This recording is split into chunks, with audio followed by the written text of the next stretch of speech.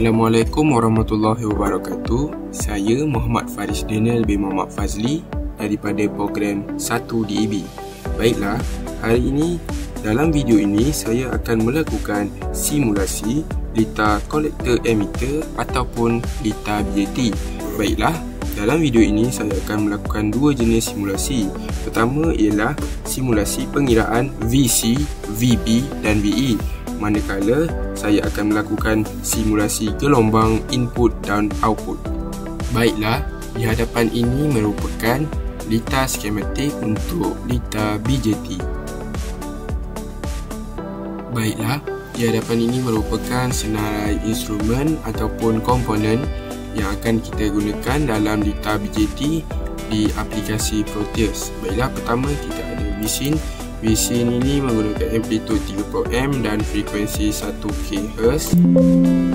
Seterusnya kita menggunakan transistor NPN iaitu 2N3904.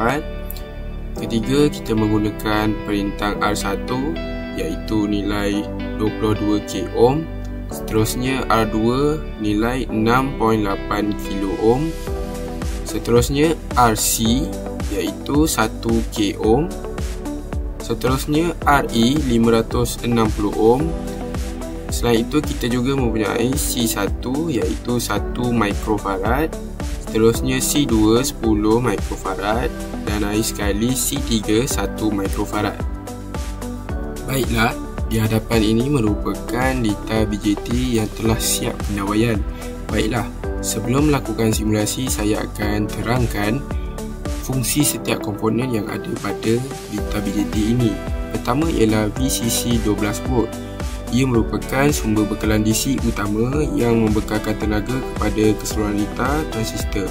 Ia menentukan voltan kolektor maksimum dan titik bias operasi. Baiklah, seterusnya ialah transistor NPN 2N3904. Baiklah, transistor NPN bertindak sebagai penguat utama.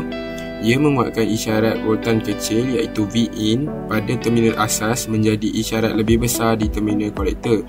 Baiklah, ini merupakan terminal base, terminal kolektor dan ini merupakan terminal emitter. Baiklah, seterusnya ialah R1 nilai 22 kOhm. Ia berfungsi bersama R2 bagi membentuk rangkaian pembahagi voltan iaitu voltage divider yang menentukan voltan bias pada terminal asas VB supaya transistor berada dalam kawasan aktif.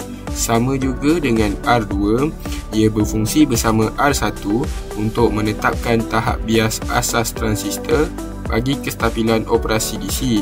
Nilai nisbah antara R1 dan R2 menentukan voltan asas VB. Baiklah, seterusnya ialah RC 1 kOhm. Ia dipanggil sebagai resistor kolektor. Ia menukar perubahan arus kolektor IC kepada perubahan voltan di kolektor VC. Nilai RC mempengaruhi penguatan voltan dan ayunan output. Seterusnya RE 560 ohm. Ia dipanggil resistor emitter.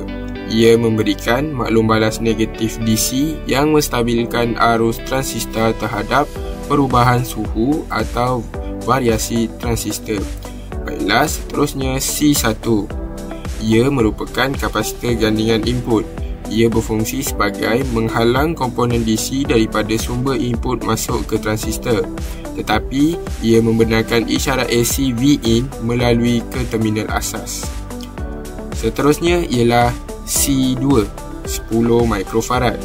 Ia berfungsi sebagai untuk memintas RE untuk isyarat AC supaya maklum balas negatif hanya berlaku pada DC.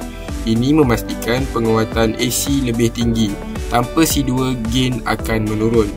Seterusnya ialah C3 1 mikrofarad. Ia merupakan kapasitor gandingan output. Ia berfungsi untuk menghalang arus DC daripada mengalir keluar ke beban atau peringkat seterusnya. Hanya isyarat AC terkuat iaitu Vout yang akan dihantar keluar. Baiklah, saya telah meletakkan meter volt pada setiap terminal yang hendak kita uji, iaitu pada VC, VB dan VE. Baiklah, meter watt perlu diletak secara selari pada setiap bintang. Baiklah, kita akan melakukan simulasi. Kita akan runkan dia. Baiklah, bacaan telah keluar, iaitu VC sama dengan 5.13 volt, manakala VB 2.72 volt dan akhir sekali VE 2.01 volt. Baiklah, seterusnya kita akan melakukan simulasi untuk melihat gelombang pada Vin dan Vout. Baiklah, pertama kita keluarkan digital oscilloscope. Dan seterusnya kita connectkan ke Vin untuk channel A, manakala untuk channel B di Vout.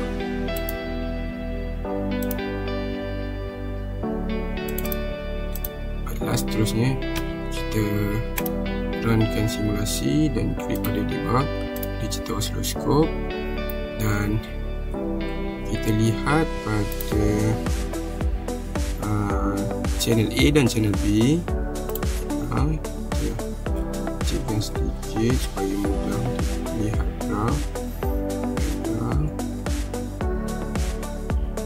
Baiklah, berikut merupakan gelombang yang dihasilkan untuk Vin dan Vout. Gelombang tersebut merupakan gelombang sinus. Baiklah, itu saja perkongsian dari saya, Muhammad Faris Daniel bin Muhammad Fazli, daripada program 1 DAP. Baiklah, Assalamualaikum warahmatullahi wabarakatuh. Sekian, terima kasih.